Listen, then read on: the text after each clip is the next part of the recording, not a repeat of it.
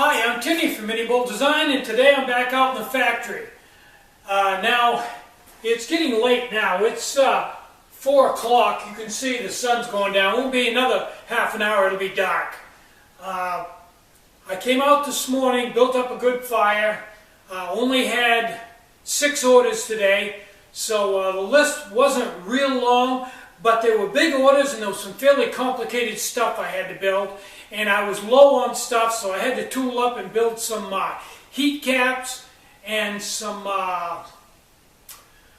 big gulps and dome remotes. So it took me quite a while, that and 2 M6s. So it took me quite a while to get everything built up and done. I actually didn't get the stuff into Beth until past 12 o'clock, which is really late for me. Then the freight company called me and told me that they were downtown at the restaurant. So I went down and grabbed Dwight and Dwight's big pickup, and we went down and they had a lift gate on the tractor trailer, and we took the 650-pound lathe off the back of the lift gate into his pickup, brought it up here, and everything was glare ice. Great. And unloaded it off the pickup, uncrated it, brought it in here, and installed it. So here we are.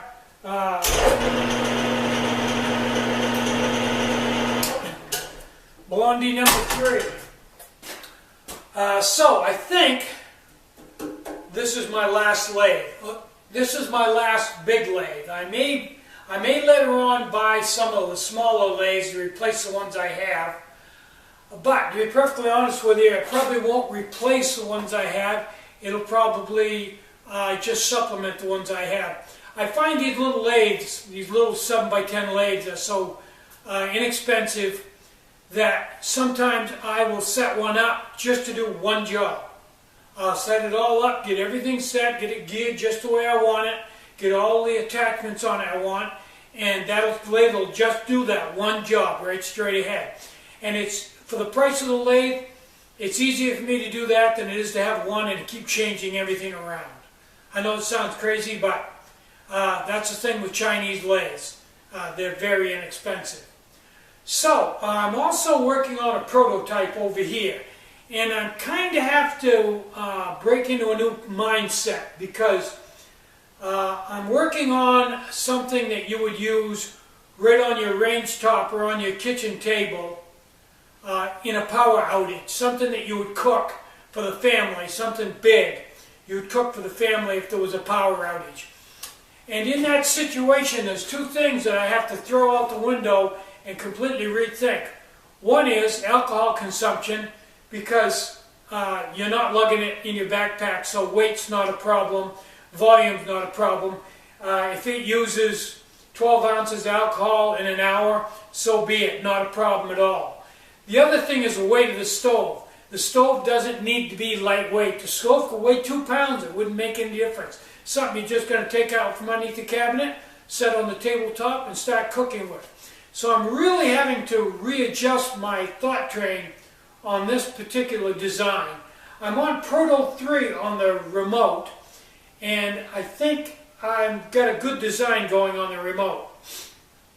Now this remote, you just put a 12-ounce bottle of heat in it and go with it. Now the reason why I haven't done this before is because the heat bottles are so flexible.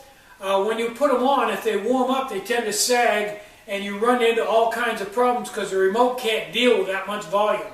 So what I did on this remote was I made it bigger around and put a tunnel or channel or trough in the top so that if it did sag and let a half an ounce of alcohol come out, it just goes up into the trough and it's not a problem. It took me a while to figure out how to do it, but the last one I did, I hooked up an M2 SB, and I've got it set so that it's running right wide open, so the donut wick is right at its max amount of volume, and it ran about 2 hours on 12 ounces. So that's not too bad at all.